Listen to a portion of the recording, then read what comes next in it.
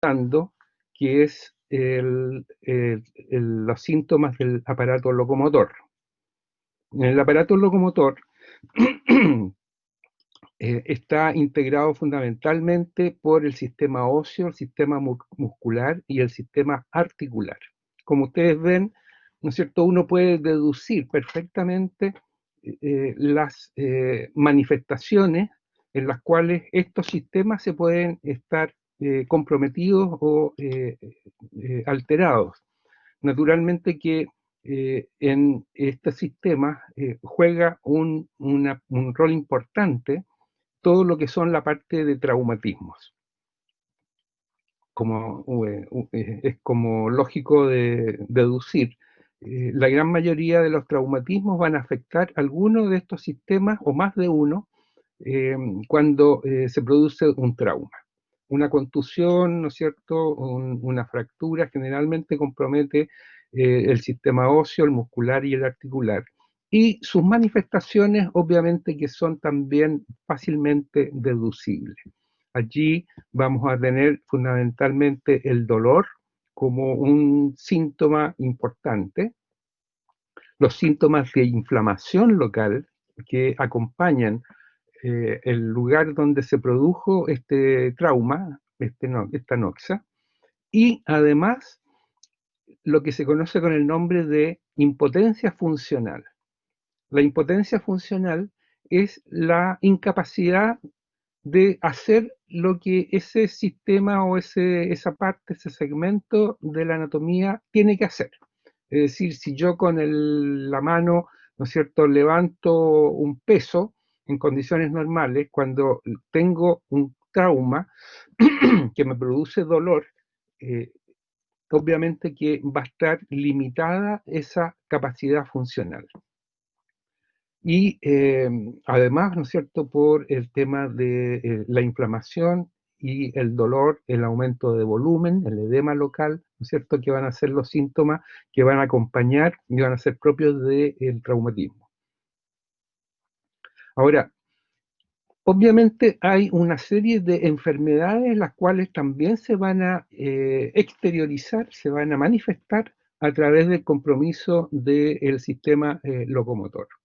Y es así, ¿no es cierto?, como afecciones, por ejemplo, como la diabetes, se caracteriza por, ya lo hemos mencionado en algunas de las clases anteriores, por producir lo que se conoce con el nombre de el pie diabético, producto, ¿no es cierto?, de la alteración metabólica dada por el metabolismo de la glucosa a través de la alteración de la secreción y mantención de la insulina en la sangre, se producen una serie de efectos, ya hemos mencionado, ¿se acuerdan?, la retinopatía diabética, hemos mencionado la alteración a nivel del endotelio vascular, que es factor de riesgo de enfermedades cardiovasculares, que también compromete el funcionamiento del riñón con la insuficiencia renal, y a través de una polineuritis y de una falla de la irrigación a nivel microvascular, de arteriolar,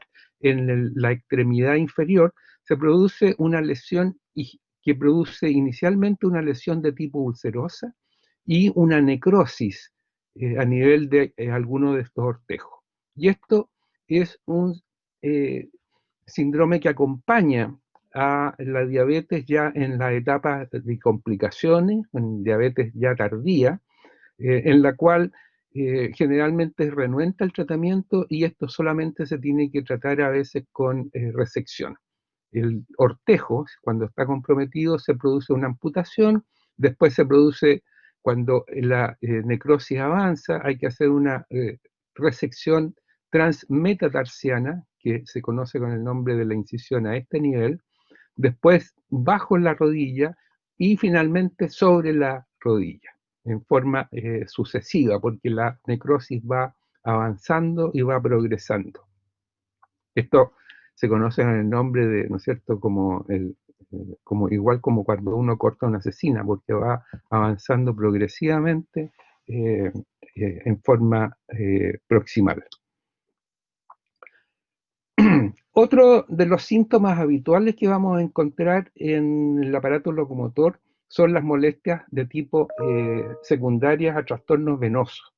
Y entre ellas, ¿no es cierto?, tenemos todos las varices, que son una pérdida de la capacidad funcional de retorno de la sangre venosa desde el extremo distal, desde el pie hacia adelante, por lesión de las válvulas, que hace que estas venas vayan perdiendo sus capacidades, ¿no es cierto?, y se van exteriorizando ya en etapas más avanzadas, como la que se muestra en la foto, con la visualización de los paquetes venosos que se transforman en paquetes varicosos. Esto, antes de que esto aparezca, hay una serie de molestias como dolor o pesadez en las piernas, ardor, pulsación, calambres musculares, hinchazón de las extremidades inferiores, ¿no es cierto? Y la característica de estas molestias dolorosas es que aumentan después de estar sentado o, ¿no es cierto?, cuando uno está parado mucho tiempo, obviamente porque está dificultando el retorno venoso. ¿Cómo se va a manifestar la mejoría de esto? El paciente va a decir de que para disminuir la molestia a lo mejor se acuesta o levanta los pies, por lo cual eso le facilita el retorno venoso. Esa sería una pregunta, ¿no es cierto?, a hacerle al paciente antes de que llegue a esta etapa, porque cuando ya está con esta etapa es evidente que el problema es aquel. A veces también, por falta de buena circulación, se produce una zona alrededor, en la piel, alrededor de las venas comprometidas, de prurito o picazón, y que después llega a tener una dermatitis, una lesión de tipo escamosa, ¿no es cierto?, que el paciente dice que le empieza a aparecer y que es progresiva. Y también de coloración de la piel, ¿no es cierto?, alrededor de las venas varicosas. Muchas veces también, especialmente en las mujeres, el motivo de consulta va a ser estético inicialmente, porque van a aparecer algunas venitas, ¿cierto?, que van a alterar estéticamente la visión de las piernas. Por lo tanto, muchas veces la consulta, antes de que tenga molestias derivadas de las varices propiamente tales, esto se produce por razones de tipo estética. Los traumatismos, como decíamos, ocupan un porcentaje importante de las alteraciones que afectan el sistema locomotor. Y entre ellos tenemos distintos grados, desde una simple herida a una herida más complicada, a mordeduras, ¿no es cierto?, a lesiones de tipo esguince, a ya lesiones que comprometen los huesos, que son las fracturas. La fractura es la pérdida de continuidad de un segmento óseo, ¿no es cierto?, que ustedes visualizan aquí claramente en una radiografía donde en este caso el fémur está fracturado. Cuando esta fractura, uno de estos segmentos rompe la piel y aparece hacia afuera y se visualiza con una herida, estamos hablando de una fractura abierta. A veces estas fracturas no son únicas, pueden tener varios segmentos comprometidos. Aquí, obviamente, la impotencia funcional va a ser obvia, o sea, el paciente no va a poder apoyar el pie, no va a poder caminar. Pero además el dolor es fuerte, intenso, hay aumento de volumen, hay hemorragia, muchas veces hay hematoma en la región local. Eh, a veces esta fractura, eh, independientemente de la intensidad del traumatismo, puede estar revelando una osteoporosis, es decir, un debilitamiento de la estructura ósea, generalmente en personas de edades más avanzadas, y especialmente en la mujer después de la etapa de la menopausia. Porque la menopausia en la mujer, ¿no es cierto?, es debida a la disminución de la producción de estrógenos por parte de sus ovarios. Y los estrógenos tiene, entre otras funciones, una función importante en la captación de calcio en los huesos. Cuando el estrógeno empieza a fallar, a la larga, los huesos, ¿no es cierto?, van a estar osteoporóticos, es decir, van a estar con menos calcio, menos calcificados, y la ocurrencia de una fractura va a ser más probable. Y aquí es importante, ¿no es cierto?, el hecho de que si un paciente o una paciente tiene una fractura y esto no se condice con un traumatismo demasiado importante, uno tendría que sospechar que de base hay un problema de osteoporosis. Es decir, no solamente quedarnos con el diagnóstico de la fractura, sino que investigar por qué se quebró ese hueso, ¿no es cierto?, siendo que el traumatismo no fue lo suficientemente grande. Y la otra cosa que hay que tener en cuenta allí, en ese caso, ¿no es cierto?, es que existen lo que se conocen con el nombre de fracturas patológicas. Las fracturas patológicas son aquellas que se producen a veces hasta sin necesidad de que haya un traumatismo. Y eso puede ser producto de una osteoporosis muy avanzada, el hueso está muy débil, o también secundario a lesiones metastásicas de algún cáncer, alguna lesión tumoral que se localiza con metástasis en algún segmento óseo y hace que en algún momento ese segmento óseo se quiebre, se fracture. Por lo tanto, si nosotros tenemos un paciente en el cual no hay un traumatismo y le encontramos que se ha fracturado, por ejemplo, una vértebra o algún otro segmento óseo, uno tiene que investigar la presencia de una lesión neoplásica. Como ustedes ven, ¿no es cierto?, hay una serie de patologías que no solamente son propias del sistema locomotor, sino que manifestaciones de enfermedades sistémicas. Las patologías más frecuentes que afectan al sistema locomotor tenemos que mencionarlas, ¿no es cierto?, porque si no, no podemos hablar bien de lo que son los síntomas. Son la fibromialgia, la hernia discal lumbar, ¿cierto?, que produce el lumbago, la artritis y la artrosis, que son las principales manifestaciones de enfermedades reumatológicas, el lupus eritematoso sistémico o diseminado, el lumbago, que muchas veces, ¿no es cierto?, no necesariamente está asociado a una hernia discal, y la gota, entre otras. Hay muchas otras más, ¿no es cierto?, pero no tiene mucho sentido hacer una enumeración demasiado grande. La artritis y la artrosis son manifestaciones de enfermedades reumatológicas. La artritis, como dice su nombre, todo lo que termina en itis revela que hay una inflamación. Pielonefritis, artritis, mastitis, todo eso son inflamación producida por distintos factores causantes. En el caso de la artritis, estamos hablando de una inflamación de una articulación que también tiene muchas causas, que pueden ser, por ejemplo, traumatismos, pueden ser infecciones o enfermedades propias de la articulación. La artrosis es el tipo de artritis, pero producida por el desgaste que hay en el cartílago que forma parte de esa articulación y que por ello produce una inflamación de la articulación. Por lo tanto, estamos hablando de, si es un desgaste, de una lesión de tipo crónica. En cambio, la artritis es una lesión generalmente de tipo aguda. Por eso que la artrosis la vamos a encontrar fundamentalmente en personas de mayor edad. En la medida que avanza la edad, se va a ir produciendo en forma gradual esta lesión. Y los síntomas de estas patologías, ¿no es cierto?, son fundamentalmente dolor, rigidez e impotencia funcional de la articulación que está comprometida.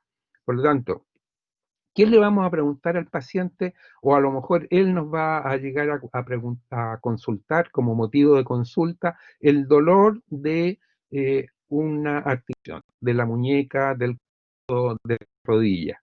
Y si es que el paciente no lo manifiesta, vamos a tener que hacer la indagación de todos los atributos de ese dolor, desde cuándo apareció, en qué parte se localizó, si se irradia para otra parte, si le compromete solamente esa articulación o no, y no en otras.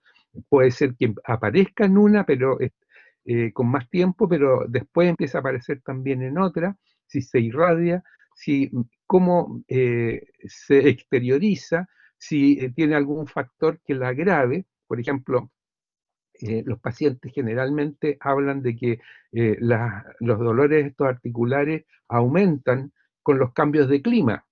Cuando está húmedo, cuando está muy frío, aumenta. Y incluso hay algunos que dicen que eso les sirve de barómetro. Es decir, ellos predicen que va a llover porque empieza con molestias en su articulación. Y eso tiene esa base, es real. Y la impotencia funcional, es decir, la imposibilidad de desarrollar en forma normal la función de esa articulación.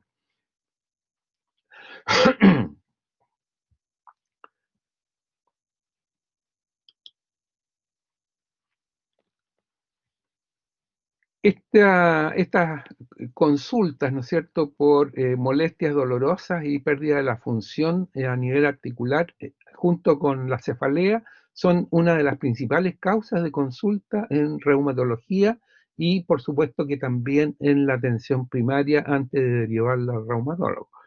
Eh, eh, También es importante el consignar de que en el caso de las artralgias, ¿no es cierto?, de los dolores articulares, muchas veces, especialmente en la artrosis, el paciente nota de que después de estar en reposo y al iniciar el movimiento, el dolor y las molestias son mayores, pero que en la medida que el paciente se moviliza, empieza a caminar, empieza a mover la articulación que está comprometida, esta molestia empieza a disminuir y pasa, hasta que de nuevo está en un periodo, ¿no es cierto?, de inactividad, y después cuando vuelve a empezar, vuelve a aparecer. Por eso que generalmente las molestias son más importantes en la mañana, al despertarse y al levantarse. Una enfermedad de tipo inflamatoria crónica que también aparece en forma, digamos, de brotes, de episodios, es la gota, que también se da generalmente en personas mayores, es debida al depósito de cristales de ácido úrico en las articulaciones, ¿no es cierto?, que se deben fundamentalmente a relaciones de tipo de hábitos alimenticios. Esto produce una inflamación con mucho dolor de una articulación que a veces dura un par de días, ¿no es cierto?, y que después cede y puede pasar un periodo bastante grande de inactividad asintomático, y también que puede producir alteraciones funcionales y locales desde el punto de vista de deformaciones a nivel de la zona que afecta. Otra manifestación que también puede provocar molestia a nivel del aparato locomotor es la espondilitis anquilosante, que afecta las articulaciones de la cadera y de la columna. Es una inflamación, ¿no es cierto?, que hace que esta inflamación, en la medida que se hace crónica, se anquilose, es decir, se vaya como producto de las inflamaciones y cicatrizaciones reiteradas, a veces hace que se consolide, se suelde, ¿cómo se dice? Se solde, con el segmento vecino. Y eso hace, por supuesto, que empiece a perder la capacidad funcional de esa articulación. El paciente va a manifestarnos que tiene periodos agudos de dolor y seguidos por periodos sin síntomas, y las molestias van a depender naturalmente de la zona que está afectada. Esto lo vemos fundamentalmente a nivel de la columna, y generalmente el paciente que tiene lumbagos a repetición, en las radiografías van a aparecer signos, ¿no es cierto?, de espondilitis anquilosante a nivel de los cuerpos vertebrales. Entre las alteraciones de tipo traumática encontramos también las luxaciones y subluxaciones, que son el desplazamiento del extremo de un hueso que forma parte de una articulación. Por ejemplo, si yo estoy jugando voleibol y me cae la pelota sobre un dedo, ese dedo, ¿no es cierto?, esa falange se va a salir de su articulación, va con un chasquido, ¿no es cierto?, y va a deformarme. Y posteriormente, generalmente la misma persona a veces la vuelve a su lugar, pero eso provoca después una inflamación a nivel local, dolor, enrojecimiento, e impotencia funcional. En el caso de la subluxación, el hueso no llega a salirse en forma completa. Aquí, obviamente, que el dolor y la deformidad son evidentes y manifestaciones importantes por parte de... No hay ruptura del ligamento generalmente. eh, y está el agente causal, es decir, el paciente nos va a referir que esto fue en relación a un evento, ¿no es cierto?, que él claramente identifica, generalmente asociado a actividades de tipo deportiva. Obviamente que, así como hemos hablado en todas las otras circunstancias, aquí el dolor es una de las manifestaciones en las afecciones del aparato locomotor importante. Y aquí tenemos que precisar todos sus atributos. El tiempo de evolución, ¿no es cierto?, para caracterizar si ese dolor es de tipo agudo o es de tipo crónico, dependiendo de su duración. La intensidad, leve, moderado, severo, la forma de aparición, ¿no es cierto?, qué es lo que lo desencadenó, ¿no es cierto?, algún esfuerzo, algún ejercicio, un traumatismo, o fue sin ninguna causa por la cual el paciente por lo menos se haya dado cuenta. Si esto fue en forma paulatina, desde menor a mayor, o si tiene estos periodos agudos y después desaparece completamente. Es importante conocer la influencia de algunas posturas del cuerpo, ¿no es cierto?, que hace que estas molestias aumenten, o que determinada actividad, por ejemplo, el hacer fuerza, el levantar un peso agachado, ¿no es cierto?, estimule o haga aparecer el dolor. Esto nos va a dar indicios, ¿no es cierto?, de la naturaleza de la afección que está produciendo esa sintomatología.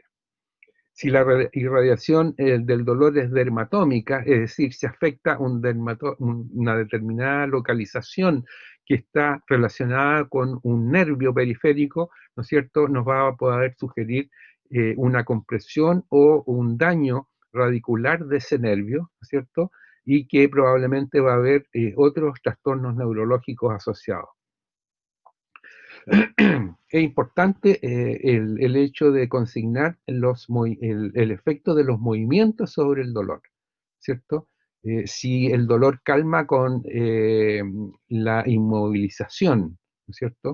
Es un elemento que nos va a estar dando la pauta sobre las estructuras lesionadas. En el dolor de la artritis aguda se afecta la movilidad pasiva y activa, es decir, el dolor está presente aunque no esté haciendo ninguna cosa. En cambio, el dolor que viene de todos los sistemas como los aparatos, ¿no es cierto?, periarticulares, las sinoviales, ¿no es cierto?, y los tendones, hay obviamente limitación de la movilidad activa, es decir, el paciente cuando mueve, cuando hace el ejercicio, cuando hace fuerza, y moviliza esa articulación, va a producir molestia dolorosa. Y en el examen también se va a constatar cuando uno hace palpación en la zona. Y todos los signos de inflamación, que son dolor, el color rojo de la piel, el edema, el aumento de volumen, ¿no es cierto?, el aumento de temperatura a ese nivel y la impotencia funcional, ¿no es cierto?, se puede provocar por cuadros agudos, ¿no es cierto?, como infecciones, o por, en el caso, ¿no es cierto?, de la gota, por cristales, y también en algunas enfermedades de tipo inmunológica, autoinmunes. Por lo tanto, tenemos que tener presente esto para poder investigarlo si es que el paciente nos está refiriendo a alguna de estas sintomatologías. La artritis puede afectar una articulación, y en ese caso estamos hablando de monoartritis o varias artritis, o sea, varias articulaciones, poliartritis, oligoartritis. Y pueden ser agudas o crónicas, depende del tiempo en el cual estás presente. Las principales causas de monoartritis, es decir, que afectan a una articulación, en el caso de las inflamatorias son la artritis reumatoidea o la enfermedad reumática. Y en el caso de las no inflamatorias la artrosis. Cuando son poliartritis, en el caso de las inflamatorias tenemos también la artritis reumatoidea y la enfermedad reumática, y en el caso de las no inflamatorias también tenemos que tener presente la artrosis. ¿Qué es lo que hay que investigar en la poliartritis? El comienzo, el carácter aditivo o migratorio, es decir, que empezó en una parte, en una articulación, y que después empezó a comprometerse otra en forma progresiva o no. ¿Cuáles son los grupos articulares comprometidos? Si son grandes articulaciones o pequeñas articulaciones, si son proximales o distales. Si el compromiso es simétrico o asimétrico, es decir, si se presentan las dos o en una. Si se presentan las dos, obviamente que estamos hablando, pensando en una enfermedad de tipo sistémica. Si se presenta solamente en una, durante mucho tiempo, ¿no es cierto?, puede haber algún factor local causante. Y si esto está asociado, ¿no es cierto?, a cuadros de dolor o limitación en la movilización o al realizar esfuerzos, ¿no es cierto?, que comprometan la columna vertebral. En caso de la artritis reumatoidea, generalmente el compromiso es simétrico, porque es una enfermedad sistémica, es decir, global, ¿cierto? Eso en relación, en forma muy somera, porque como ustedes comprenderán, hay muchas enfermedades que van a afectar y se van a exteriorizar a través del compromiso del sistema locomotor, ¿no es cierto? Tumores, por ejemplo, sarcomas, etcétera, pero que eso se van a exteriorizar generalmente por manifestaciones que son generales y que son las mismas que comprometen, de acuerdo a que comprometan el sistema óseo, muscular o articular, y se van a manifestar fundamentalmente por el dolor, la impotencia funcional. Y eso es lo que tendríamos, ¿no es cierto?, que tener en cuenta en el momento de la investigación en la anamnesis. ¿Alguna pregunta al respecto?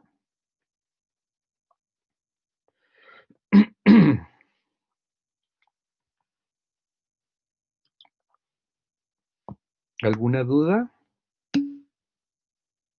Dime, Patricio.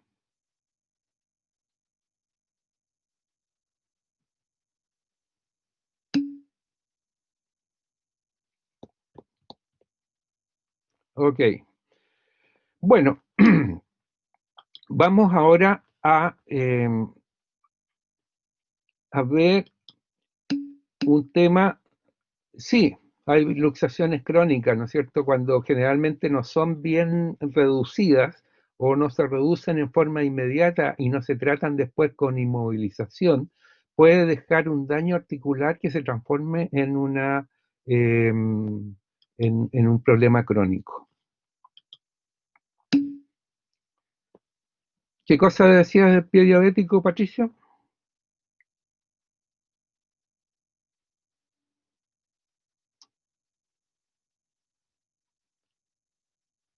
No entendí por el pie diabético.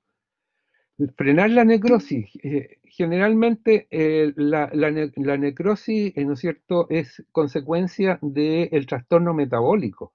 Por lo tanto, en la medida que uno pueda manejar la diabetes en forma adecuada, compensarlo metabólicamente, uno podría tratar de frenarla e impedir que eso siga avanzando. Obviamente, ¿no es cierto?, hay pacientes que si son bien manejados podrían quedar allí y no necesariamente seguir con esas amputaciones en forma progresiva, pero es una de las complicaciones más serias, ¿no es cierto?, con mucha limitación y afectación de la calidad de vida del paciente y que a veces demanda mucho tiempo de hospitalización, pero demanda mucho gasto de recursos, etcétera, y con poco resultado, porque generalmente el paciente que maneja mal su sistema metabólico, que es la gran mayoría de los pacientes, no siguen su tratamiento, no siguen su dieta, no hacen lo que se les indica. Esto hace de que ese paciente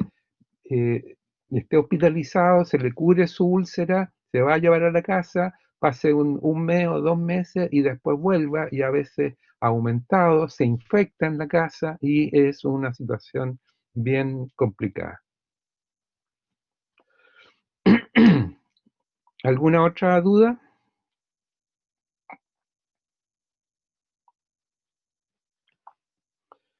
Bien, vamos ahora a dar vuelta a la hoja y vamos a, después de que hemos conversado sobre todo lo que son las exteriorizaciones sintomáticas a nivel de los distintos sistemas, ¿no es cierto? Hemos visto la parte endocrinológica, respiratoria, cardíaca, endocrina, etcétera. Obviamente que eso no son todo, no hemos agotado todo, hay muchas otras más que van a tener que ir viendo en forma progresiva, pero yo diría que hemos copado gran parte de la parte sintomática que ustedes van a enfrentar en una anamnesis, en un interrogatorio. Pero como decíamos en algún momento, la idea es que cuando ustedes interroguen al paciente, no solamente hagan un listado de las molestias que el paciente les esté contando.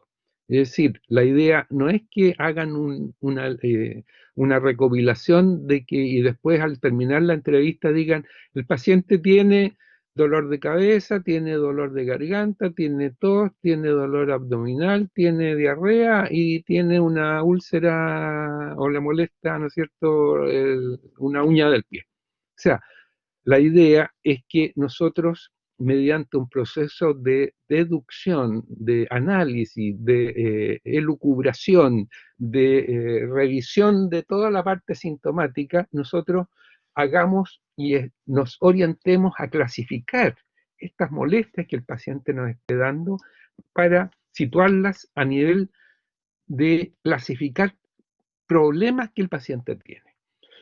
Desde ese punto de vista, entonces, lo que vamos a conversar a continuación es la medicina orientada a problemas. Y esto, ¿no es cierto?, obviamente parte por el hecho de que ningún paciente va a venir con una etiqueta en la cual nos esté diciendo la enfermedad por la cual viene. El paciente viene porque tiene determinadas molestias y determinados síntomas, uno de los cuales es el importante que le motivó a consultar. Ahora, la posibilidad de establecer, de agruparlos, de ver si todos estos síntomas son producidos por una sola situación o por varias que a lo mejor pueden estar actuando en forma concomitante, ¿no es cierto?, es lo que nosotros tenemos que hacer. Lo coherente entonces es identificar los problemas que el paciente tiene, no a partir de una enfermedad, sino que a través de un método de razonamiento y de síntesis en el cual nosotros estamos utilizando nuestros conocimientos, todo lo que ustedes han aprendido, ¿no es cierto?, y que van a tener que seguir aprendiendo para que los metamos en una juguera y de esa juguera aparezcan, ¿no es cierto?, estos síntomas agrupados de acuerdo a su nivel de complejidad y del nivel de conocimiento que nosotros tengamos de ellos para poder empezar a enfrentarlos, para contribuir a la solución de los problemas que el paciente tiene y que pueden ser, si son varios, de manejo distinto. A lo mejor para un problema vamos a hacer tal cosa, para otro problema otra cosa. Esto obviamente que obliga a tener una base que es el conocimiento científico y un método analítico para poder clasificarlo. La búsqueda, ¿no es cierto?, y el análisis de esto tiene que estar basado en el conocimiento científico, en fuentes bibliográficas y que es importante que cuando uno comprende esta metodología, empieza a evidenciar de modo diferente las inquietudes del paciente. Toma conciencia de la necesidad de cambiar sus métodos en el enfoque diagnóstico y también en la educación médica, es decir, en lo que estamos haciendo ahora. La idea, ¿no es cierto?, es subir un peldaño, en el sentido de que ya aquí no estamos memorizando cosas, sino que estamos organizándolas y estamos, ¿no es cierto?, dándoles sentido, de tal manera de que nos sirve para poder comprender más profundamente la situación personal propia, individual de un determinado paciente, y además nos va a ordenar desde el punto de vista de lo que nosotros tenemos que hacer para manejar y enfrentar estas situaciones. Entonces, ¿no es cierto? Esto induce a establecer que el acto médico, ¿no es cierto?, es un proceso con distintos pasos que son sucesivos, que nosotros tenemos que ir tomando en cuenta y analizándolos, siguiéndolos en forma ordenada, y que nos va a permitir ordenarnos nosotros mentalmente.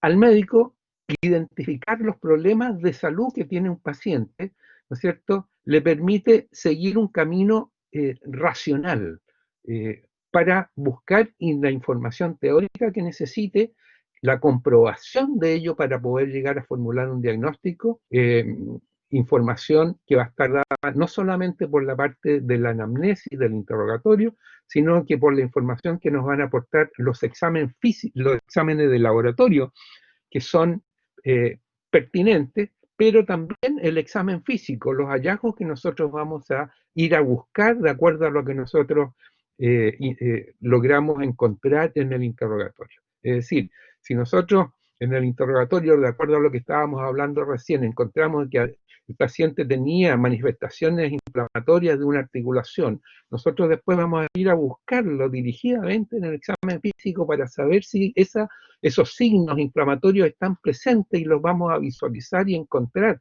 en el examen. Y después vamos a complementar con los procedimientos de laboratorio que sean pertinentes, por ejemplo, una radiografía, un escáner, un examen de sangre que nos va a corroborar la existencia, por ejemplo, de un número de glóbulos blancos aumentados que corrobora que hay una inflamación en acción. Entonces, se trata de pasos sucesivos en una secuencia seguida por un método científico y que nos permite no solamente, ¿no es cierto?, hacer el diagnóstico, sino que nos permite actuar en consecuencia con cada uno de esos problemas que nosotros hemos definido y que pueden ser distintos, pueden ser para un problema un determinado manejo y para otro problema otro determinado manejo. Manejo que en el fondo, ¿no es cierto?, no está dado solamente por una pauta o un tratamiento, ¿no es cierto?, de tipo farmacológico, sino que está incluyendo todos los elementos de tipo de tratamiento que pueden incluir, por ejemplo, posición en una cama, semisentado, la presencia o, digamos, la necesidad de aportar oxígeno, la realización de ejercicios respiratorios para facilitar la eliminación de secreciones bronquiales, la alimentación, el suministro de determinadas calorías, de proteínas, hidratos de carbono y lípidos, la realización, ¿no es cierto?, de el levantarse o no levantarse, etcétera, etcétera, más los tratamientos de tipo farmacológico, medicamentos, los controles, es decir, este paciente necesita controlarse todos los días, este necesita hospitalizarse, este otro se puede manejar en la casa para ese problema, cuando se tiene que controlar en 15 días, en una semana, en un mes, etcétera. Esta metodología, este registro, ¿no es cierto?, orientado a establecer problemas por parte del paciente, es una metodología que fue descrita por este doctor Lawrence Witt, ¿no es cierto?, que no era médico, sino que era microbiólogo en Inglaterra, que estableció un sistema en el cual está basado este registro médico que llegó a establecer un modo de escribir una ficha, por eso que es el registro médico orientado por problemas.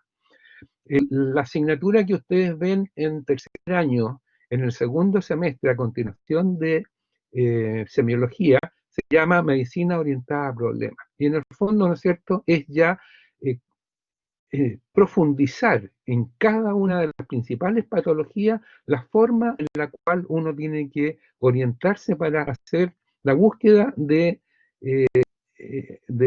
estudio de este paciente.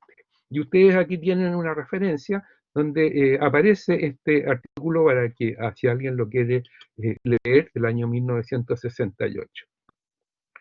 Este registro tiene la virtud de la simplicidad lógica, es decir, es una cosa como lógica y simple, evidente, ¿ah? Y que se va a constituir en un excelente instrumento para poder ordenar lo que nosotros estamos recibiendo en forma desordenada por parte del paciente. Tengan en cuenta, ¿no es cierto?, que el paciente no sabe de medicina, no sabe, ¿no es cierto?, de que esta situación a lo mejor es derivada de otra, que a lo mejor son dos distintas, por lo tanto nos va a decir todo lo que el paciente siente de acuerdo a lo que él estima más importante. Pero nosotros tenemos que ordenarlo y a lo mejor clasificarlo. Todo corresponde a una sola situación o a distintas situaciones. Y eso es la labor que nosotros vamos a tener que estar desarrollando en todo el proceso diagnóstico. Y como decía, ¿no es cierto?, nos va a servir también para manejar la situación, la evolución de ese paciente.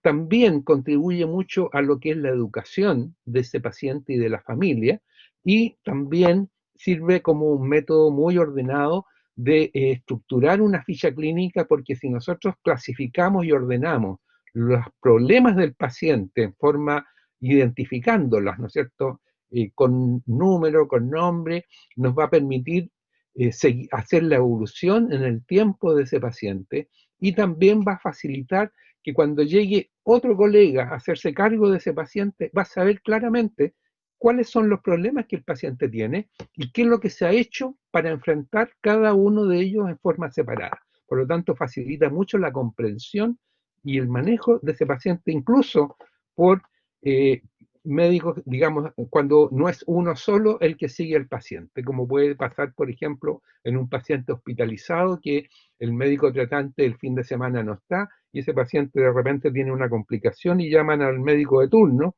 y en vez de tener que leerse toda la historia para saber lo que el paciente tiene, uno va a saber y lo va a tener muy claramente, porque cuando llegue va a decir, este paciente tiene problema 1, ¿no es cierto?, una enfermedad cardiovascular, 2, hipertensión, etcétera, etcétera. ¿Y qué es lo que se ha hecho para la hipertensión? Se le ha dado el régimen sin sal, se le ha dado medicamento y está en espera de una interconsulta con el cardiólogo.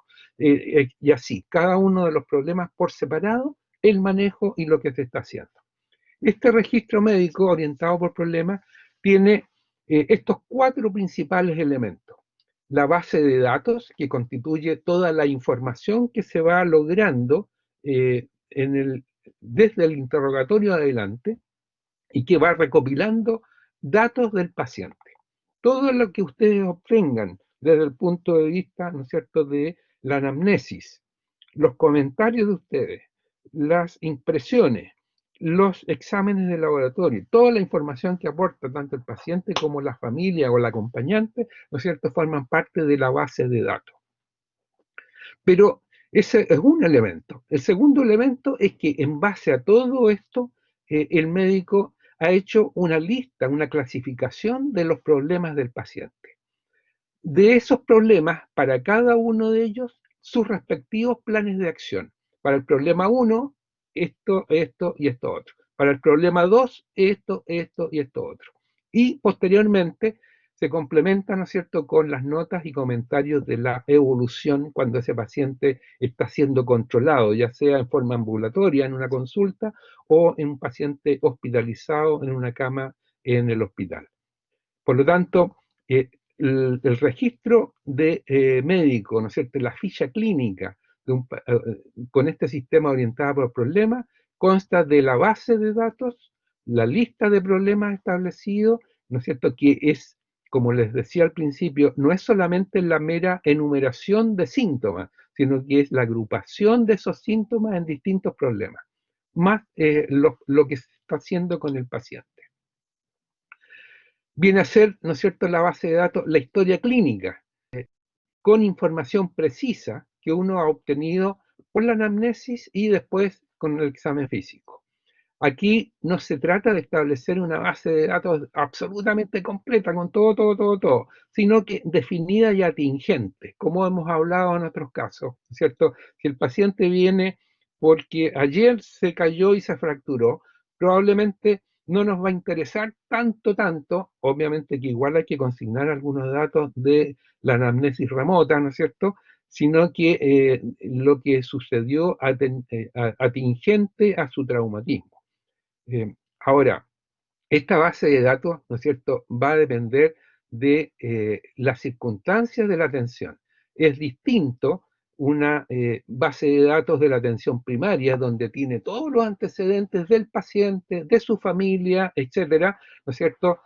Todo lo que establecimos en la ficha clínica familiar, en la estrategia de seguimiento familiar, a una base de datos en una situación de emergencia, en una unidad de emergencia, donde vamos a estar, ¿no es cierto?, abocándonos a la causa de esa urgencia. ¿Qué es lo que es problema? Aquí está la definición.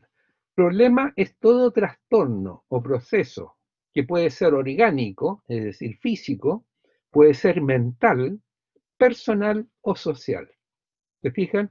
Es un poco como lo que hablábamos el año pasado de lo que es la definición de salud en el fondo, ¿no es cierto? No es solamente la parte biológica, sino que también la parte eh, mental o emocional, ¿no es cierto? Y la parte social, que afecta la salud del paciente y que implica una evaluación diagnóstica o una decisión terapéutica por parte del equipo de salud. Es decir, ustedes ven que si nosotros analizamos esto, problema no es solamente, ¿no es cierto?, una molestia, un dolor o una enfermedad. No es, por ejemplo, solamente hipertensión arterial, sino que a lo mejor si ese paciente está en una situación de violencia intrafamiliar, eso, ¿no es cierto?, está afectando su salud, por lo tanto es un problema. Si ese paciente, por ejemplo, está en paro, o sea, está en cesantía, está sin trabajo, es un problema de tipo social, pero eso también está afectando la salud del paciente. Por lo tanto, ustedes pueden ver de que en la lista de problemas que nosotros estamos estableciendo va más allá de que el paciente nos está viniendo a consultar porque tiene dolor de cabeza. Es decir, entre los problemas del paciente, nosotros vamos a, producto de lo que hemos obtenido en la conversación y en la anamnesis, vamos a tener que clasificar en un distinto nivel, en forma separada, estas distintas situaciones. Por lo tanto, ese paciente, a lo mejor, ¿no es cierto?, que viene por cefalea, por dolor de cabeza, ese es un problema, si es que no tenemos la posibilidad de seguir más adelante para poder clasificar su origen. Pero si el paciente además tiene violencia intrafamiliar y tiene cesantía, ¿no es cierto?, porque está sin trabajo, vamos allá, tenemos tres problemas. Y para cada uno de esos problemas hay distintas formas y enfrentamientos distintos, que no necesariamente signifique que todos sean de resorte de uno. Si el paciente está en paro, no vamos a salir nosotros a buscarle trabajo, pero vamos a dejarlo consignado, que es un problema que a lo mejor le podemos dar un consejo o una sugerencia para enfrentarlo, ¿no es cierto?, a dónde recurrir, si hay un problema de violencia, ¿no es cierto?, intrafamiliar, si ha hecho denuncia, si está con asesoría psicológica, pero eso no está estableciendo que, en primer lugar, la situación problemática, violencia intrafamiliar. Segundo, ¿no es cierto?, cómo lo está afectando. Tercero, qué se le va a indicar, cuáles son las medidas que va a hacer para enfrentar ese problema. Y posteriormente, la evolución, las consecuencias, ¿no es cierto?, lo que en consultas sucesivas, cómo se ha ido manejando, si ha ido mejorando la situación, si ha ido aumentando, si se está agravando, etcétera, etcétera. Pero se fijan, con esto, ¿no es cierto?, tenemos el ordenamiento de saber de que para el problema de hipertensión estamos haciendo, eso lo tenemos definido como problema, o de cefalea, lo que sea. ¿Qué es lo que hicimos para eso? Le pedimos algún examen, le dimos algún medicamento, le dimos algunas indicaciones, le hicimos educación, etcétera, y después, ¿no es cierto?, ese es un problema, y así sucesivamente. Eso nos permite orientarnos, ordenarnos y poder seguir, hacer la evolución de esas situaciones en forma particular. Ahora, estos problemas son identificados por uno a partir de lo que el paciente nos diga, ¿no es cierto?, desde el punto de vista de la anamnesis. Es decir, en la anamnesis el paciente nos dice por qué viene, el motivo de consulta. Vamos a encontrar otras cosas en la descripción y el análisis de todo lo que es la anamnesis proximal y remota, y vamos a poder establecer a lo mejor algunas agrupaciones sintomáticas para permitir establecer un determinado problema. Pero también vamos a encontrar a lo mejor problemas derivados de lo que nosotros encontremos en el examen físico. Y también podemos establecer problemas derivados de exámenes de laboratorio. Ahora, si estos problemas son de la misma causa, es decir, si nosotros encontramos que el paciente tiene en los padecimientos que nos refiere molestias urinarias, por ejemplo, disuria, encontramos de que en el examen físico tiene fiebre, y encontramos que en las pruebas complementarias encontramos signos de bacteriuria, es decir, la presencia de un germen en la orina, más un sedimento de orina alterado. Nosotros, estos tres elementos, ¿no es cierto?, corresponden a un solo problema. Es decir, no estamos hablando de problemas distintos, porque los tres están apuntando a una causa común, que es una infección urinaria. Por lo tanto, esto tiene relevancia porque en la medida que nosotros tenemos más información, vamos a subir el nivel, la categoría del problema. Si nosotros tuviéramos solamente la molestia, la disuria, y no tenemos ningún otro elemento, el problema va a ser disuria, no infección urinaria, porque todavía no sabemos que se trate de una infección urinaria. ¿Se fijan? Y así sucesivamente. Los problemas objetivados deben ser el principal fundamento, ¿no es cierto?, de la atención del médico, y solamente pueden ser sustituidos por un diagnóstico cuando se disponga de pruebas suficientes para sustentarlo. Es lo que les decía recién. Sí, si yo tengo los tres elementos, el dolor, la inflamación y el examen de orina alterado, yo tengo ya un elemento para establecer un problema a nivel de diagnóstico específico, porque tengo pruebas suficientes para sustentarlo. Por lo tanto, desde este punto de vista y de acuerdo al nivel de complejidad, ¿no es cierto?, de sustento de la información de respaldo, yo podría tener un problema, por ejemplo, un síntoma podría ser un problema. Si el paciente tiene dolor abdominal, yo digo, el paciente tiene problema, dolor abdominal.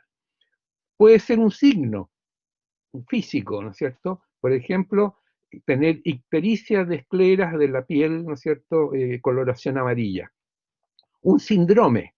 Aquí ya estamos subiendo, ¿no es cierto? Porque ya no es solamente el tener un síntoma, sino que estamos hablando de un síndrome. Si yo digo que, por ejemplo, síntoma, el problema, el paciente tiene una cefalea intensa, síntoma, y no tengo ningún otro elemento, yo lo clasifico como problema la cefalea.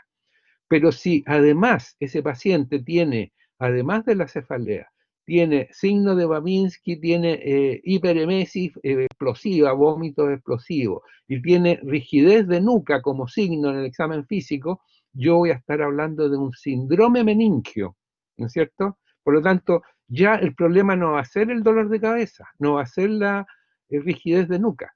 El problema va a ser un síndrome, es decir, yo he elevado el problema a una categoría superior al utilizar la mezcla de distintos factores que confluyen en constituir un síndrome.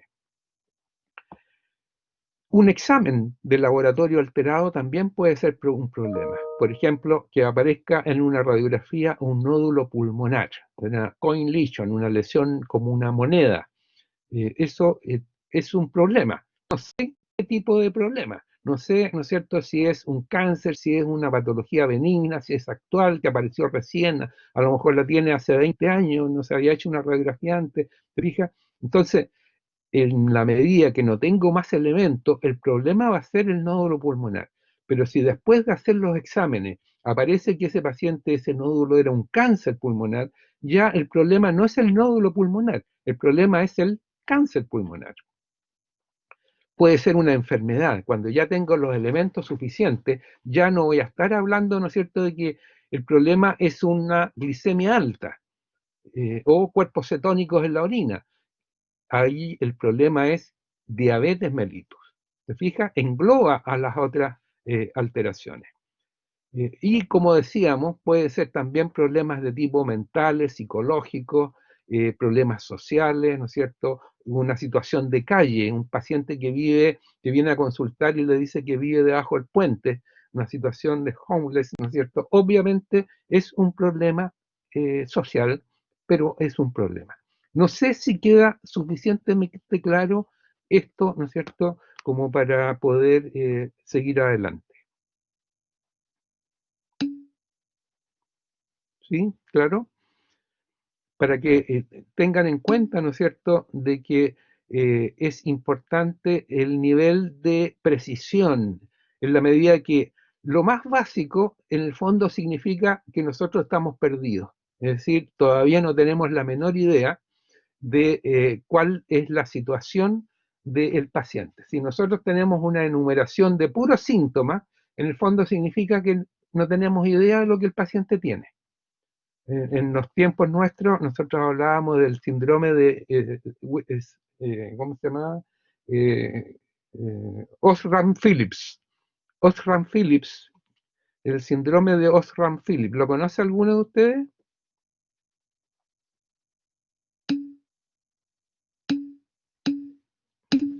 Claro, es obvio que no lo conozcan porque como ustedes son jóvenes, ahora conocen puras ampolletas LED. Pero anteriormente las ampolletas eran de esa marca, Osram Phillips. Entonces, cuando uno no tenía idea, decía que estaba colgado de la ampolleta. Entonces, como una forma elegante de decir que no tengo idea de lo que el paciente tiene, decía, tengo el síndrome de, este paciente tiene el síndrome de Osram Phillips. En forma, ¿no es cierto?, para decir que uno todavía eh, está más perdido, ¿no es cierto?, que el teniente Bello. Bueno, eh,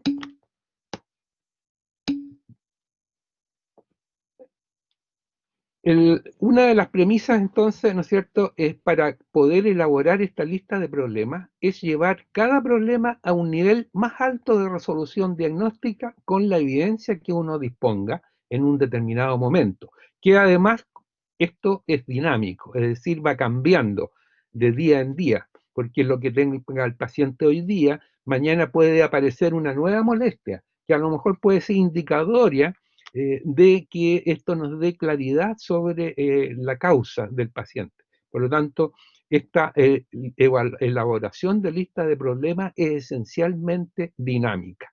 Obviamente que los problemas crónicos antiguos, por ejemplo, un paciente amputado de una pierna, de una extremidad, ¿tiene problema? Es un problema, ¿no es cierto? El problema es un problema, la amputación constituye un problema porque le afecta a su salud. Pero a lo mejor es una cosa crónica, capaz que el paciente tenga esa amputación hace 20 años, el paciente ya usa prótesis, se maneja, hace absolutamente de todo, hasta tiene auto y conduce, ¿no es cierto?, un auto especial, ¿no es cierto? Es decir, es un problema, pero lo tiene resuelto. Pero igual uno lo tiene que consignar, ¿no es cierto?, y dejar consignado porque obviamente eso de alguna manera va a tener algunas limitaciones para ese paciente, va a afectarlo de alguna manera y es un problema. A lo mejor desde el punto de vista del plan de acción, a lo mejor no significa nada porque el paciente ya se maneja bien con todo en su vida normal, en su vida diaria, está resuelto. Por lo tanto, uno puede clasificar de acuerdo a las características de ese problema en distintos niveles, como vamos a ver un poquito más adelante. Problema crónico, problema agudo, problema resuelto, problema actual, etc. Ahora, muchas veces en medicina uno pone signos de interrogación cuando no está muy claro el diagnóstico, ¿no es cierto? Y como en el fondo es como para decir, estoy pensando que puede ser tal cosa. Por ejemplo, si el paciente llega a la unidad de emergencia con dolor abdominal y vómito y tiene las características de una apendicitis aguda, pero todavía no tengo la comprobación, yo habitualmente en los servicios de urgencia, cuando uno hospitaliza al paciente, le pone apendicitis aguda en signo de interrogación. O sea, como estoy pensando que podría ser una apendicitis. En la elaboración de la lista de problemas, eso no se acepta. Es decir, no está aceptado que un problema tenga un signo de interrogación, porque de lo que se trata es de consignar los problemas con los datos suficientes para respaldarlo. Si yo constato que el paciente tiene dolor abdominal, el problema es el dolor abdominal, no lo que podría ser, porque todavía no tengo los elementos para poder establecer lo que podría ser. En el plan de acción de ese dolor abdominal, yo voy a poner, ¿no es cierto?, los elementos que me van a permitir subir de precisión para poder orientar al diagnóstico de la causa del dolor abdominal. Pero todavía, mientras no tenga elementos objetivos eh, de base, mi problema todavía sigue siendo el dolor abdominal. Tampoco puedo poner descartar la apendicitis, ¿no es cierto? Porque eso no es un dolor, no es un diagnóstico, sino que es un plan de acción. El problema es dolor y cuál es el plan de acción, hacer el examen para saber si tal cosa es la que lo está produciendo. Como decíamos, puede haber problemas activos o inactivos o resueltos. Ese paciente con una amputación de 20 años es un problema resuelto, ¿no es cierto? Desde el punto de vista de, o sea, que no es inactivo. Está influyendo en algunas cosas, pero no necesita de un manejo propio ahora. En los activos pueden ser urgentes, por ejemplo, ¿no es cierto?, un traumatismo ahora, un dolor abdominal que esté pensándose en una apendicitis, puede ser un problema importante o puede ser un problema que esté apareciendo en conjunto con otros que sean urgentes. Por ejemplo, supongamos que el paciente viene a consultar por la sospecha de una apendicitis, pero además tiene una micosis de las uñas del pie. Obviamente que no tienen la misma categoría. Es decir, el problema urgente es la sospecha de apendicitis, ¿no es cierto? Pero el problema de hongos o micosis es un problema que está activo, pero es absolutamente secundario y no tiene la relevancia que tiene el motivo de consulta. ¿Qué se elabora de esta lista de problemas? ¿Qué es lo que hay que consignar?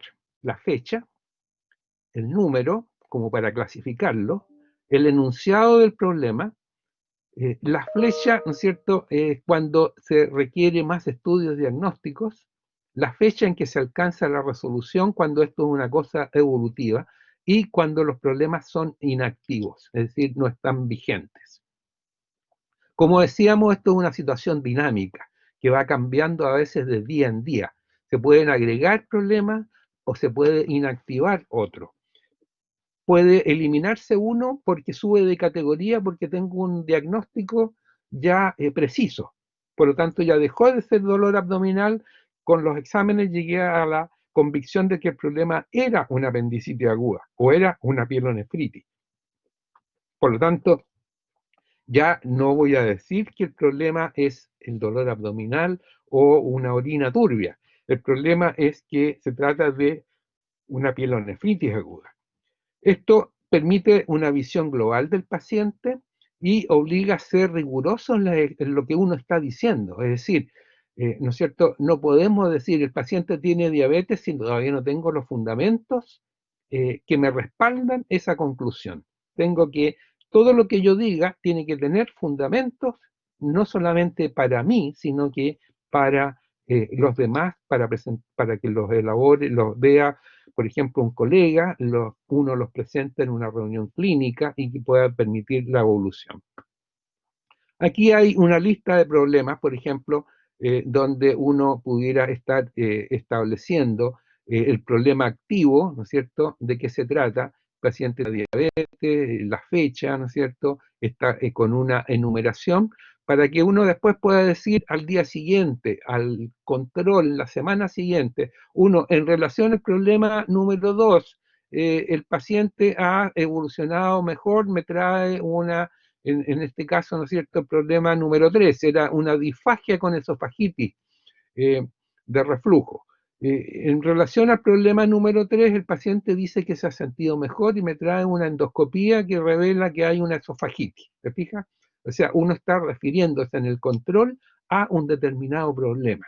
Lo puede evolucionar claramente. Aquí en este artículo, ¿no es cierto?, que yo les mencionaba, aparece más en detalle esto que estamos conversando.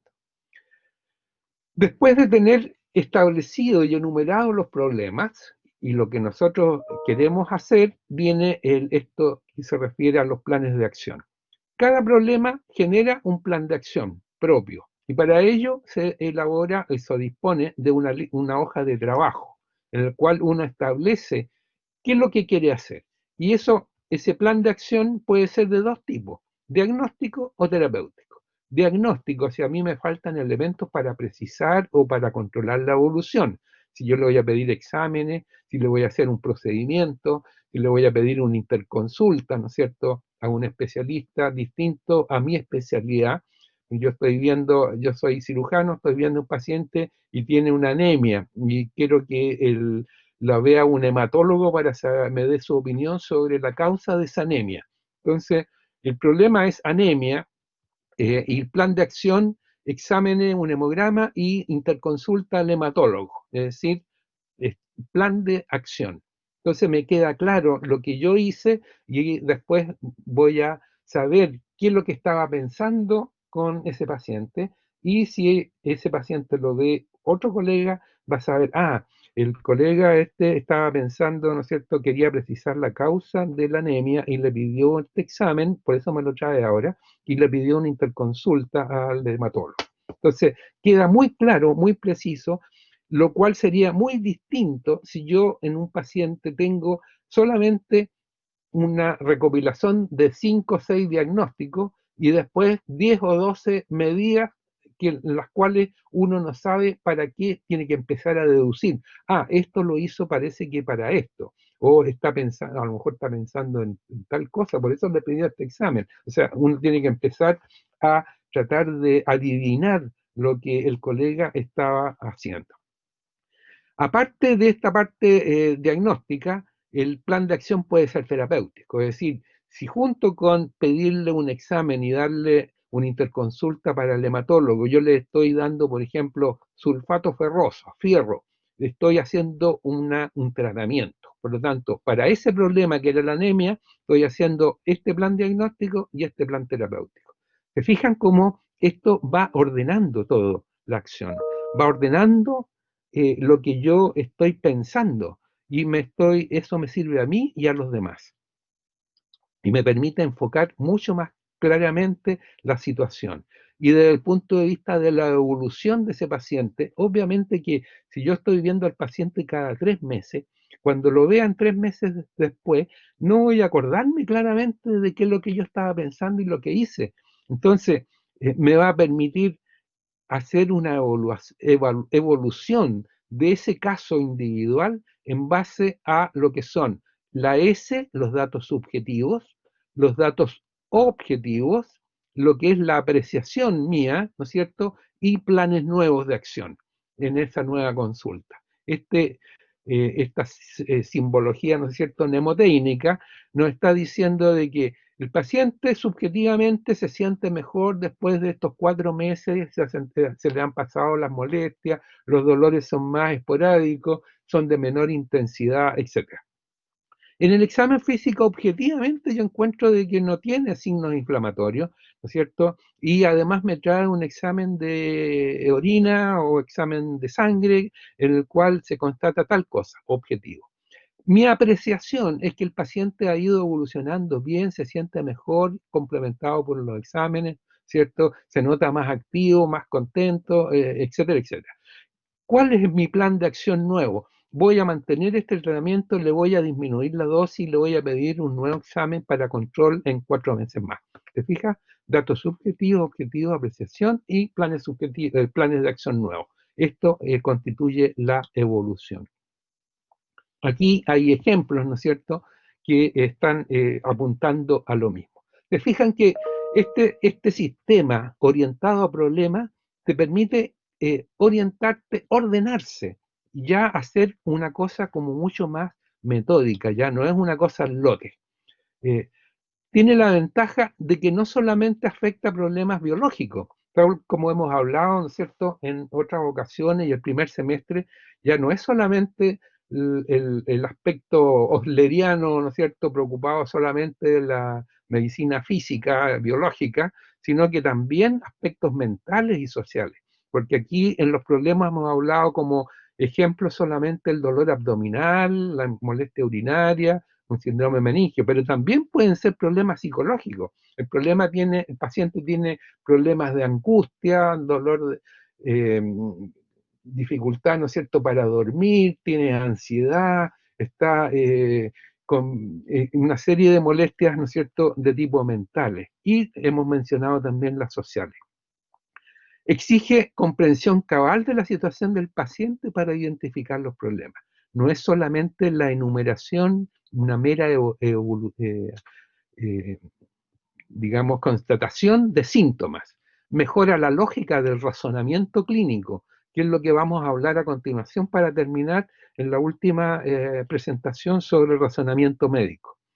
La información teórica que uno necesite para poder completar el estudio, porque muchas veces, ¿no es cierto?, nosotros vemos un paciente y necesitamos ir a buscar en las fuentes del conocimiento algo que se nos escape, una novedad, una información nueva. Por ejemplo, ahora en el COVID, que hacer tantas cosas no teníamos la menor idea al comienzo, estamos necesitando información teórica que empieza a surgir y uno la va a buscar a las publicaciones en la bibliografía, en las revistas, etcétera, etcétera.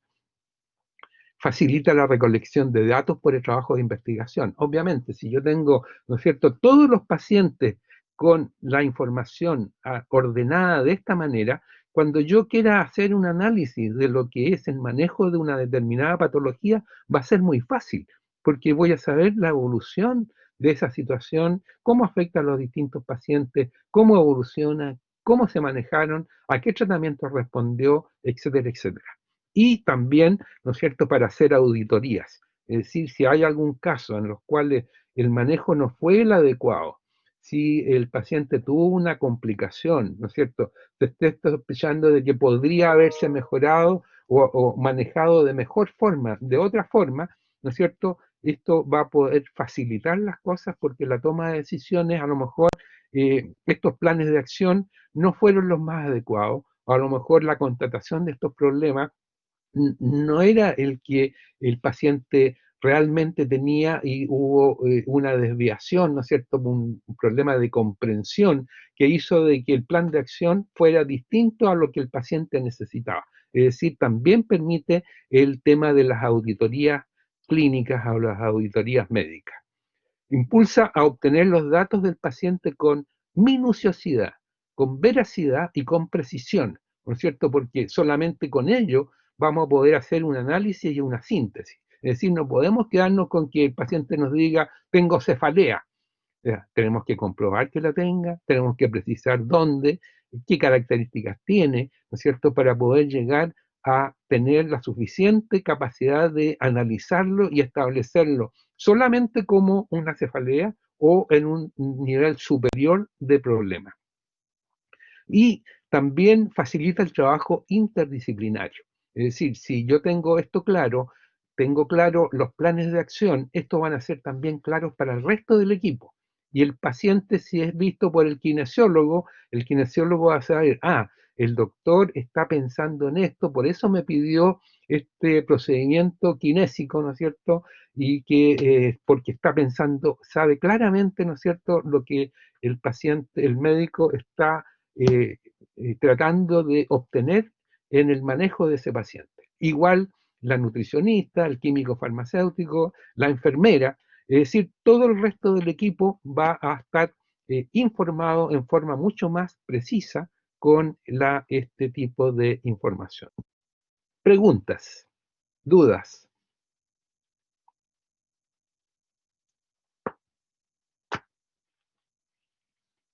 ¿Muy complicado o queda meridianamente?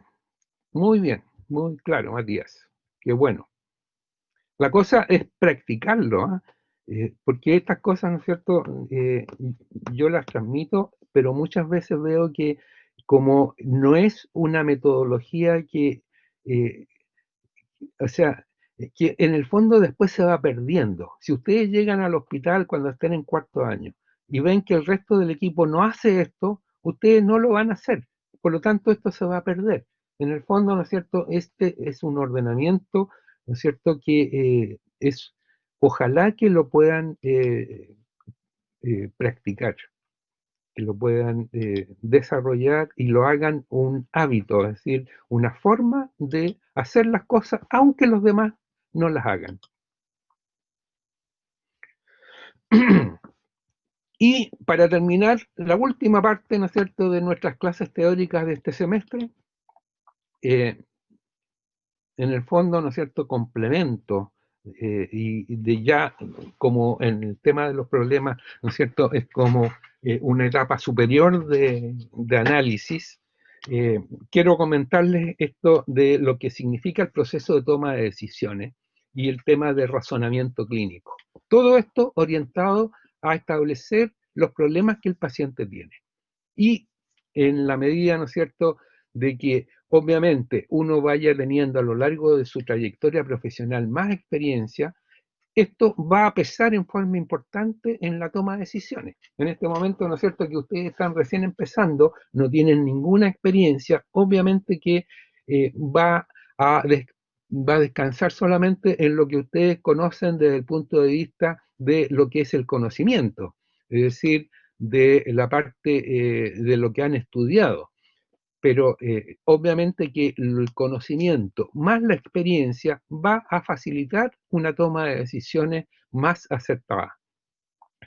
A eso, ¿no es cierto?, hay otros elementos que son importantes, que son el tema de los factores pronósticos y los factores de riesgo. Obviamente que, ¿no es cierto?, son importantes, porque en este proceso de toma de decisiones no solamente va a estar influenciado por la parte, ¿no es cierto?, eh, propia del paciente, sino que de lo que uno sabe que esa situación tiene desde el punto de vista de un factor de riesgo o pronóstico. Las habilidades, obviamente, y todo esto mezclado puede llevar a que este toma de decisiones esté basado en un razonamiento clínico que, como hemos dicho otras veces, está basado en el hecho de que la medicina es una medicina de incertidumbre. Es decir, al revés de lo que son los procesos matemáticos, en que siempre 2 más 2 son 4, en medicina, desgraciadamente, ¿no es cierto?, o afortunadamente, eh, muchas veces un mismo dolor en pacientes distintos puede ser motivado por causas distintas, por situaciones distintas, y que hasta a veces los exámenes pueden llevarnos a tomar, eh, a equivocarnos, pero si uno tiene una experiencia dilatada, tiene conocimientos de que ese examen puede estar alterado, ¿no es cierto?, eh, puede influir en tomar decisiones más adecuadas. Hipócrates decía que la ocasión es fugaz, la experiencia engañosa y el juicio difícil. Y tiene que ver con eso, con esta medicina de la incertidumbre. Y que muchas veces tomamos decisiones en forma eh, que tenemos que tomar en forma, en el minuto. El, el cirujano que está operando un paciente abre el abdomen y pensaba que tenía una cosa y se encuentra con otra. Y que tiene que tomar una decisión en ese momento, porque no puede, ¿no es cierto?, decir, a ver, espérame un poquito, voy a ir a buscar en la biblioteca el libro, el tratado, o ir a Google a buscar, ¿no es cierto?, qué es lo que hay que hacer en este caso. La ocasión es fugaz, es decir, si yo estoy en una unidad de emergencia y estoy en ese momento tengo que tomar la decisión. Este paciente lo mando para la casa, lo dejo hospitalizado, lo dejo en observación, le pido este examen. Es decir, en ese momento tengo que tomar una decisión.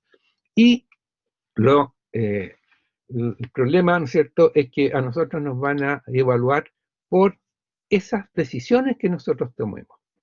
Aquí la medicina es compleja porque mezcla en esta toma de decisiones la parte de humanismo, la parte de lógica, el conocimiento de las evidencias, el conocimiento transmitido de colegas y maestros, ¿cierto? Ustedes en algún momento, en 20 años más, se van a acordar de que el doctor Jäger les dijo, ¿no es cierto?, tal cosa, eh, a lo mejor no. La propia experiencia que ustedes se vayan formando durante toda su vivencia y, ¿no es cierto?, lo que van a ir conociendo, esta misma pandemia es una tremenda experiencia, ¿no es cierto?, que les ha tocado vivir, que va a durar y la van a recordar durante toda su vida, y todo lo que esta epidemia, ¿no es cierto?, signifique desde el punto de vista de enseñanza y de educación, que es distinta porque no todos han vivido esta experiencia de una pandemia. Todo esto va a ser elementos que en el fondo van a contribuir a tener un juicio clínico que va a eh, permitir la toma de decisiones. La medicina no es entonces en sentido estricto una oscilación entre, no es una ciencia en sentido estricto, ¿no es cierto?, sino que varía entre ciencia y arte. Es la más científica de las humanidades y la más humana de la ciencia. Los médicos seremos tan buenos o malos según las decisiones que tomemos. Es decir, no es no basta con que nosotros tengamos cientos de diplomas, de cursos y asistencia a congresos, ¿no es cierto? Y en nuestra consulta tengamos la pared tapizada de diplomas, sino que el paciente nos va a recordar por las decisiones que el médico tomó con respecto a mí. Y va a decir, este paciente, este médico era bueno, o es malo, o se equivocó, ¿no es cierto? No por los diplomas y certificados y especialidades que el médico tenga. Ahora, tenemos que aceptar que los buenos resultados no siempre se van a producir. Es decir, uno no puede poner las manos al fuego de que siempre va a garantizarse un buen resultado, sino que hay que aceptar que los que tomen las mejores decisiones van a tener un capital de una práctica más eficaz y segura para sus pacientes. Es decir, va a ir disminuyendo el factor de error en la medida que tomemos, ¿no es cierto?, basado en nuestro conocimiento y en nuestra experiencia, mejores decisiones, sabiendo de que la buena decisión no siempre conduce a un buen resultado. De la misma forma que una mala decisión no siempre es dañina, es decir, de repente nos equivocamos en algunas cosas, pero eso no tiene consecuencias. Por eso se dice que los pacientes curan con el médico, sin el médico y a pesar del médico. En todas las decisiones médicas existe un rango de incertidumbre, donde siempre es posible equivocarse. Siempre hay un riesgo latente. Y cuando uno decide, ¿no es cierto?, tiene que estar basándose en todo lo que son las implicancias, referencias clínicas, las variaciones personales, de las formas de manifestarse de las distintas patologías y también desde el punto de vista de predicciones estadísticas, es decir, las posibilidades de que algo ocurra. ¿Se acuerdan? El otro día hablábamos de que en las inferencias clínicas uno está viendo todos los días resfríos y gripes en la consulta en la atención primaria. Sin embargo, de repente, un paciente de ellos, ¿no es cierto?, puede hacer una meningitis y nosotros la estamos catalogando como gripe. Y a lo mejor en la noche ese paciente va a estar muerto. Ahora, claro, teníamos los elementos como para sospecharlo. Desde el punto de vista estadístico, ¿qué frecuencia hay de que haya una meningitis entre 100 gripes? ¿Se fijan? Entonces, todos esos elementos son los que uno está tomando en cuenta cuando toma esa decisión de si a ese paciente le dimos una aspirina y le mandamos para la casa o lo mandamos a la unidad de emergencia para que quedara en hospitalización o en observación y para hacerle algún examen.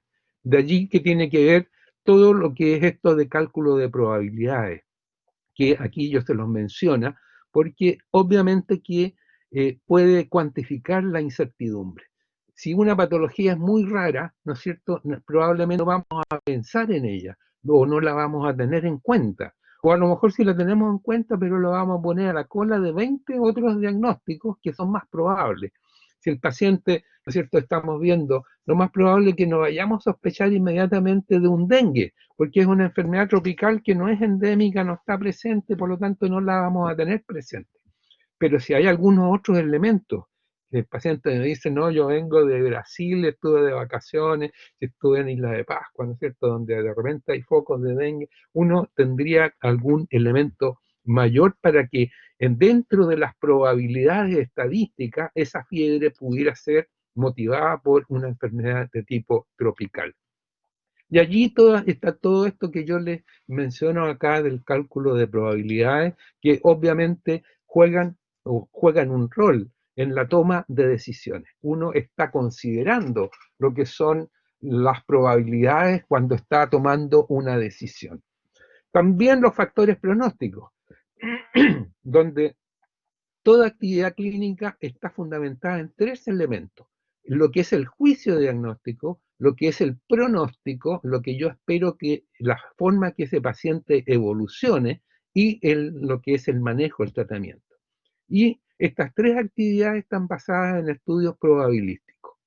Por lo tanto, ¿no es cierto?, la determinación de un pronóstico es determinar las probabilidades de los diversos modos de evolución. Si yo estoy viendo un paciente con dolor abdominal y estoy pensando, ¿no es cierto?, de que eh, desde el punto de vista clínico tengo una alta probabilidad de que sea una apendicitis, yo estoy estableciendo un pronóstico de que ese paciente, si no lo opero, se va a complicar. Por lo tanto, mi toma de decisiones va a ser eh, dejarlo en observación, tomándole algunos exámenes, controlándole la temperatura y viendo cómo evoluciona el dolor, ¿no es cierto?, hospitalizado, porque yo estoy pensando de que desde el punto de vista pronóstico tengo una alta probabilidad de que esto sea una apendicitis y que tenga que operarlo en el curso de las horas. Aquí hay diferencia entre lo que son factores de riesgo y factores pronósticos. El factor de riesgo, ¿no es cierto?, son aquellas situaciones que hacen de que al estar presente yo tenga, ¿no es cierto?, eh, la posibilidad, por ejemplo, en el caso de un infarto agudo del miocardio. En la medida que yo soy de mayor edad y soy del sexo masculino, tengo esta fracción de alta densidad del colesterol bajo, tengo tabaquismo, es decir, soy fumador, tengo hipertensión arterial y tengo sedentarismo, es decir, no hago ejercicio, tengo factores de riesgo de llegar a tener un infarto. Es decir, tengo las posibilidades, ¿no es cierto?, de tener un infarto. Por lo tanto, aquí obviamente que hay factores que se pueden manejar y otros que no se pueden manejar en estos factores de riesgo. La edad no la puedo manejar porque el tiempo pasa, nos vamos poniendo viejos, ¿no es cierto? Y esto es inexorable, el reloj avanza. El sexo, bueno, cada uno nace con su sexo, ¿no es cierto?, aunque puede cambiar de género, pero como sexo, como factor de riesgo se mantiene.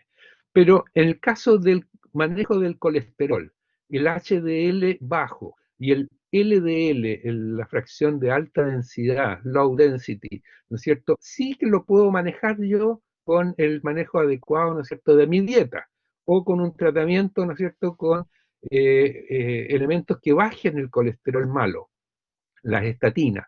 Por lo tanto, yo puedo estar influenciando factores de riesgo en algunos casos y en otros no. Obviamente que el tabaquismo es un factor de riesgo que yo puedo eliminar. Yo dejo de fumar, disminuyo un factor de riesgo para hacer un infarto. En el caso de la hipertensión arterial, si la tengo instalada, a lo mejor ya voy a seguir siempre con la hipertensión. Pero si yo hago un buen manejo de mi tratamiento, va a disminuir como factor de riesgo a hacer un infarto. En cambio, los factores pronósticos en algunos casos también son los mismos. La edad, por ejemplo, es un factor pronóstico. No es lo mismo tener un infarto a determinada edad que a otra. Se sabe que en el sexo masculino, ¿no es cierto?, tiene un factor pronóstico de complicación mayor o no. Si el paciente ha tenido un infarto antes y yo tengo un infarto de nuevo, obviamente que mi pronóstico va a ser malo, va a ser más malo que si fuera el primer infarto. ¿Se fijan que hay diferencia entre factor de riesgo y factor pronóstico? Todos estos elementos, el tener una arritmia ventricular, el aumento de la silueta cardíaca, una cardiomegalia, del volumen del corazón, tener agregada una insuficiencia cardíaca congestiva, tener hipotensión, son malos índices pronósticos si yo tengo un infarto, porque tengo la probabilidad de que esto se complique y que me muera. Es decir, esta es la diferencia entre factor de riesgo y factor pronóstico. Estos factores y utilización del riesgo me van a servir para predecir, para ver la parte de causa, para hacer diagnóstico y para hacer medidas de prevención, rehabilitación terciaria. ¿Se acuerdan cuando hablamos el año pasado de lo que era rehabilitación primaria, secundaria y terciaria? La utilización del pronóstico es preciso tener, ¿no es cierto?, un conocimiento del pronóstico de un problema determinado para saber si ese paciente lo hospitalizo, lo controlo, qué exámenes le pido, qué tratamientos le doy y qué es lo que le digo al paciente, cómo lo educo a él y a su familia. Por lo tanto, en relación con esto, podemos decir que la medicina es una ciencia de probabilidades y un arte de manejar la incertidumbre. Las decisiones médicas derivan del razonamiento clínico que se construye con bloques de información, la anamnesis, la exploración y los estudios auxiliares, ¿no es cierto? Todo esto basado con la experiencia y el conocimiento del médico. Las acciones van a ser tan buenas como sean el proceso que uno ha usado para llegar a estas conclusiones, para tomar la mejor decisión. Este razonamiento está basado en el saber, en el conocimiento, en el saber hacer, que es lo que uno hace con este conocimiento con un paciente, cómo lo interroga, cómo le indaga, cómo le pregunta, cómo hace un examen físico, ¿no es cierto?, cómo hace un procedimiento, la capacidad de observación y reflexión del médico, su capacidad de hacer una integración de todos estos elementos que obtuvo durante la relación con el paciente y cómo los integra, es decir, cómo los jerarquiza, cómo los prioriza y, de nuevo, ¿no es cierto?, él o los problemas que el paciente puede uno haber establecido. La convergencia de todo y cada uno de los aspectos constitutivos, ¿es cierto?, de la práctica médica. El razonamiento clínico es la base de la toma de decisiones, ¿no es cierto? Y es lo que ustedes tienen que tratar de ir desarrollando en la medida que vayan avanzando con el desarrollo de su carrera. Este razonamiento es un componente de la competencia clínica, ¿no es cierto? Es el hecho, ¿no es cierto?, por el cual ustedes van a ser recordados, van a ser reconocidos por sus pares, por el equipo de salud, es decir, de distintas formas. Este doctor sabe mucho, este doctor toma buenas decisiones, este doctor tiene ojo clínico, ¿no es cierto?, y que diferencia a uno de otro. No se diferencian por el hecho de que alguien sepa más que otro, sino que en todos estos elementos que permiten integrarlos dentro de lo que son la toma de decisiones basada en este razonamiento clínico. Eso era más o menos, ¿no es cierto?, lo que yo quería contarles aquí. Esto otro es más bien complementario, pero en el fondo es la base de la parte final de lo que hemos conversado ahora en médico-paciente para poder llegar a estar en condiciones de enfrentar esta primera práctica clínica en la cual nosotros vamos a poder establecer ¿no es cierto?, algunas basado en el conocimiento que ustedes tienen que tener ahora y en la noción de lo que hemos hablado en estas clases, en lo que hemos conversado y basado y complementado con la bibliografía, el Goich, estos 4 textos que yo les digo que tienen que tener leídos para, no solamente para la solemne, sino que para encarar el tema de la práctica clínica, para poder ir desarrollando lo que son las habilidades clínicas propias de ustedes, que en este momento se limitan a la parte de interrogación y el próximo año van a tener que agregar a esa práctica de interrogación de anamnesis lo que es la parte del examen físico, basado en los conocimientos, ¿no es cierto?, en la base científica de lo que hemos conversado. Saber, ¿no es cierto?, los atributos que tienen que investigar de un síntoma, el síntoma guía, etcétera, etcétera,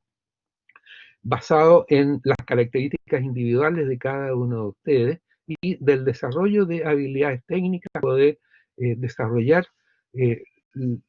primero, ¿no es cierto?, lo que tengo que saber para poder hacer después. Es decir, no pueden llegar a hacer una interrogación sin tener el conocimiento de todo esto. Tienen que tener un conocimiento básico para poder llegar a conversar con el paciente y después desarrollar estas habilidades clínicas para poder obtener una información digna. A lo mejor un mismo paciente interrogado por 5 alumnos distintos va a obtenerse por parte de cada uno de ellos distinto tipo de información. A lo mejor en el caso de uno va a poder llegar a un nivel de precisión de problemas y en el caso del otro que pueda tener más habilidades desde el punto de vista de indagar de estas capacidades detectivescas, a lo mejor va a poder llegar a tener un nivel superior de catalogación del problema. Y eso, ¿no es cierto?, es importante porque eso nos va a poder determinar el plan de acción adecuado, saber qué exámenes voy a hacer a ese paciente, qué decisión voy a tomar con ese paciente. Lo voy a citar a control, lo voy a mandar para la casa, lo voy a derivar a un especialista, ¿no es cierto? Lo voy a mandar al servicio de urgencia, etcétera, etcétera. Es decir, todas las habilidades para resolver problemas que tengo que tener desde el punto de vista individual. Preguntas.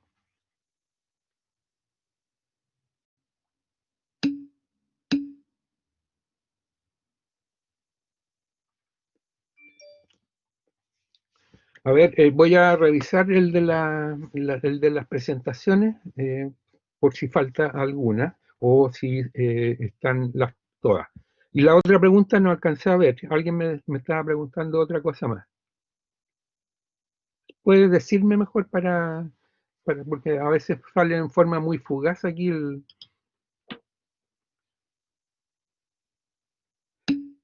la diferencia entre factor de riesgo y factor pronóstico?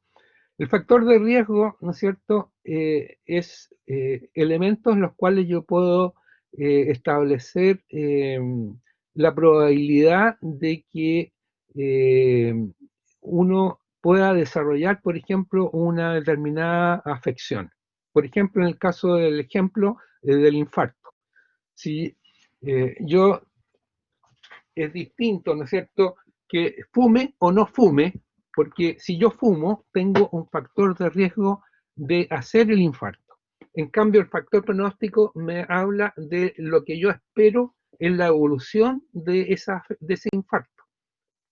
Si yo tengo el paciente con un infarto y el paciente sigue fumando, ¿no es cierto?, naturalmente que se constituye tanto en factor de riesgo de hacer uno nuevo, pero también en un factor pronóstico que me dice es más probable que este paciente se muera, ¿no es cierto?, dentro de 6 meses que no si no fumara. ¿Te fijas?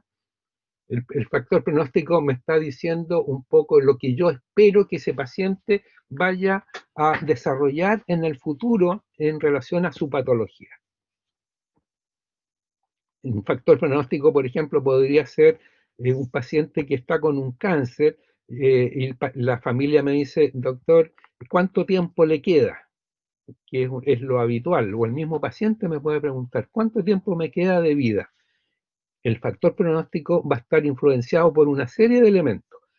Mi conocimiento científico de ese cáncer, lo que a mí me ha tocado vivir, ¿no es cierto?, lo que yo he visto en otras situaciones parecidas. El factor pronóstico me diría, mire, lo más probable es que dentro de 6 meses la situación, ¿no es cierto?, ya haya concluido.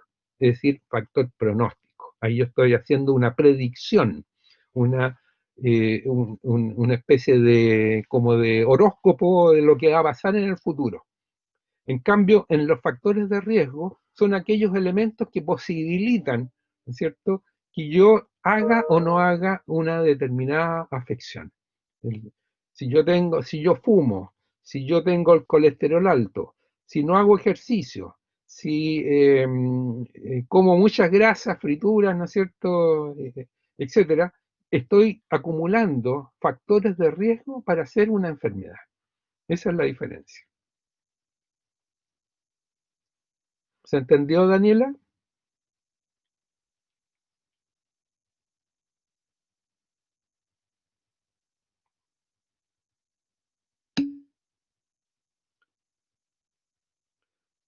Ok. Bien, pues, estamos entonces, ya estamos en la hora. Que les vaya muy bien. Nos vemos en el examen.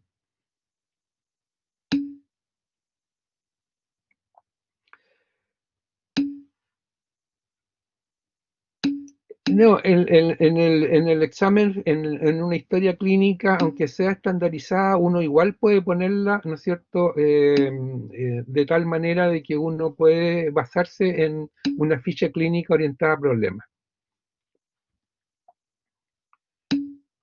Bien, chao.